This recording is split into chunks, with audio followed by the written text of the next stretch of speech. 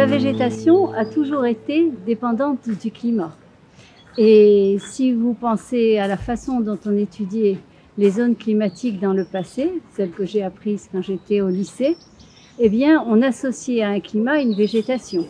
Il y avait la zone des forêts tropicales humides, des forêts tropicales sèches, la zone des végétations différentes. Et chaque végétation était associée à un climat. Ce qui est intéressant avec la végétation, c'est que sa dépendance au climat ne se situe pas seulement par rapport à la température, ce qui est bien sûr un paramètre important, mais ce n'est pas le seul. La végétation dépend aussi des extrêmes de température, les températures les plus chaudes, les températures les plus basses, parce qu'il y a des températures trop chaudes ou trop basses que certaines végétations ne supportent pas. La végétation dépend aussi du régime de pluie, des quantités de pluie et des régimes de pluie. Et donc en fait, la végétation nous permet, est un témoin du climat, je dirais, dans toute sa vérité. Vous voyez, aujourd'hui, on a tendance à parler du climat avec un seul chiffre, une température globale. C'est un petit peu juste comme notion. Le climat, c'est plus que ça. Le climat, c'est une température, une précipitation, un rayonnement, des extrêmes. Et tout ceci joue sur la végétation. Alors le fait que la végétation soit si dépendante du climat va faire que ce sont des témoins pour nous faire comprendre ce qu'a été le climat dans le passé. Vous savez, quand on étudie les sédiments, on retrouve des pollens ou des assemblages de pollen qui sont caractéristiques de certains climats.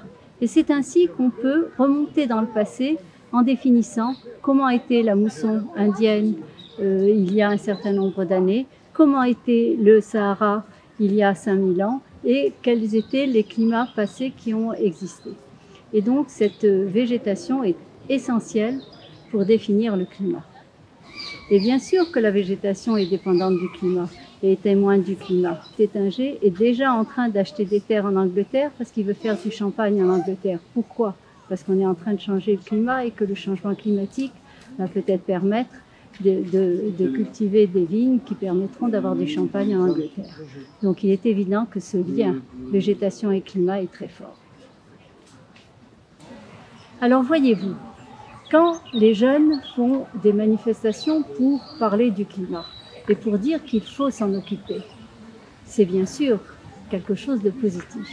Mais j'ai envie de leur dire à ces jeunes, mais puisque vous voulez agir, inscrivez-vous dans les filières qu'il faut. Allez faire des masters sur le climat. Allez faire des thèses sur le climat. Comprenez toutes ces complexités pour aider nos chercheurs, pour développer les connaissances et pour aller plus loin. Il ne suffit pas de réclamer, c'est bon aussi d'être un acteur.